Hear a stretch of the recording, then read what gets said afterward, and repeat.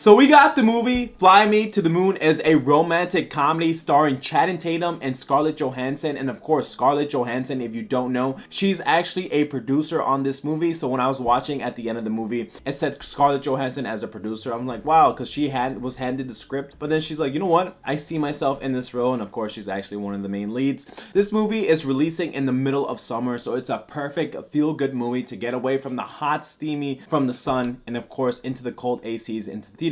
And you get to see some nice laughs and hear some nice flirtation between the two attractive main leads. Could have said that backwards. Will they actually make it to the moon? What will happen if they fail? What about faking it? Find out as we talk about it. I'm gonna be very honest with you guys. When I heard that these guys, Channing Tatum and of course Scarlett Johansson is what I'm gonna call her now, that they were gonna make a movie, I instantly perk up because I love Channing Tatum and his filmography. I loved him in, of course, Magic Mike and Step Up, and he's grown to become a comedic actor, of course, with 21 Jump Street, 22, and of course, Lost City. That came out 2 years ago with Sandra Bullock. And I loved Scarlett Johansson, of course, ScarJo, in Marvel movies such as the Black Widow films, but also My Marriage Story that came out on Netflix. But putting these guys together was a perfect dynamic duo. Of course, you know me, I love the romance. I went to school for romance. I was like, I can't believe these guys are coming together, at least for this perfect movie. It feels like they have the perfect roles.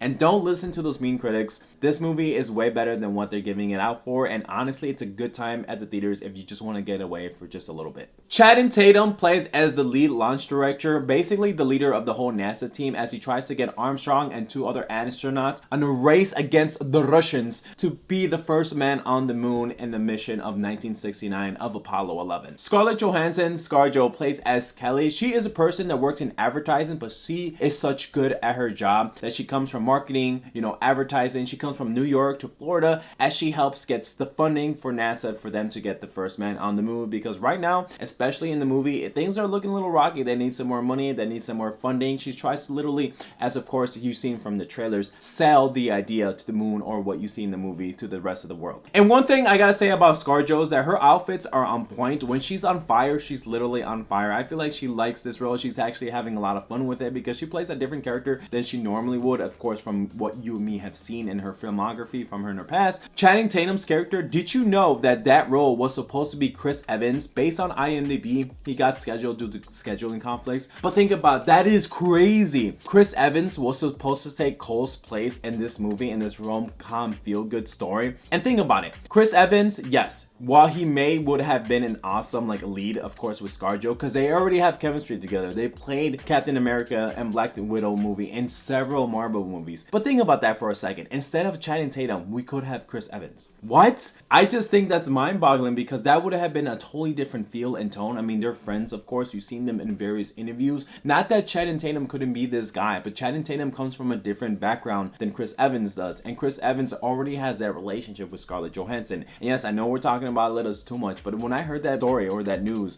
that just changed everything because I'm like, dude, that could have changed the trajectory of this movie. But still, Channing Tatum does a nice job what he's giving with. One thing I wanted to know before even watching this movie or going to the theater was, even though these guys are main attractive leads, Scarlett Johansson, Channing Tatum, they both come from different worlds. They're both attractive, let's be honest. They're both sexy, attractive, no homo, of course, Do they have enough chemistry to sell the movie to us? Are they just good-looking people, good-looking humans? And yes, after the first initial spark, they do have some nice heavy flirtation. And of course, he's looking at her at a bar, he's looking down, she's looking at her notes, of course, studying for the NASA program. So it does seem like they do have surprisingly good amount of chemistry. I was talking to some people and other reviews, of course, on YouTube. They don't think they have chemistry. I'm like, what? Because some of us do think they have chemistry. I mean, yes, just because you're good looking doesn't mean you're gonna have chemistry with another good looking person. I'm like, no, that's BS. We've seen that so many times in Hollywood movies that yes, I'm sorry to be honest, if you're mostly a little bit more attractive, you do have more chemistry with some other people. It doesn't matter if you're unattractive or not. Attractive is in the sense of the beholder. And to be honest, how the hell do they not have attractive? When you see their first instant of spark and the way she comes up to him, and ScarJo, she's flirtatious, and Channing Tatum, yeah, dude, he's easy on the eyes, no homo intended. But still, this movie had me and a couple other theaters at the time of the members laughing at multiple points throughout the sections of the movies, especially when things blow up or things doesn't go according to plan. But the movie walks a fine line of what it really wants to be. Sometimes it's kind of good moments, heartful moments, because it does go to some, I don't want to say unexpected, but it doesn't linger too much on sad places. Of course, what happened with the Apollo mission, some people died, and Kelly's dark history as her past, as these guys characters, they play this this tug of war. You've seen this other movie, No Hard Feelings that came out in December. It kind of feels like that, you know, bickering back and forth. Channing Tatum's character, in one of the interviews, he says she comes to a man's world and she really messes it up because he's so set in his ways that she's like, oh my god, this girl's like influencing NASA, like we can't take private money. But still, it doesn't linger too much, and of course it does pick up like as the movie progresses. So yeah, it has some good heartful moments, some nice laughs. I mean, that's mostly the enjoyment of the film, most of it of that. But the movie doesn't like stay away from like what happened with these other astronauts that unfortunately passed away to the other Apollo missions. I would be remiss if I didn't bring in Woody Harrelson's character. He is such a delight in this film. He plays as like this FBI agent that kind of pulls the strings on Scarlett Johansson's character, like, you naughty girl, you're supposed to do this. The supporting cast is nice, of course, with her assistant and of course Cole's like supporting cast of NASA employees that try to make this team gel together in order to make the mission of the first man on the moon. If you're looking for a feel-good movie and a way to escape the summer heat, then this is a great movie. Like I told you before, No Hard Feelings comes to mind. If you like that rom-com, you'll absolutely like it here. Although, two criticisms of the movie: some people, like I told you before, they don't think they have enough chemistry. I think we already talked about that. But at the end of the day, the movie could have ended at multiple points throughout the movie. The movie's 2 hours and 7 minutes long, right? But I'm like, you know what? Oh wow, this is a perfect way to end. This is a perfect way to end. But it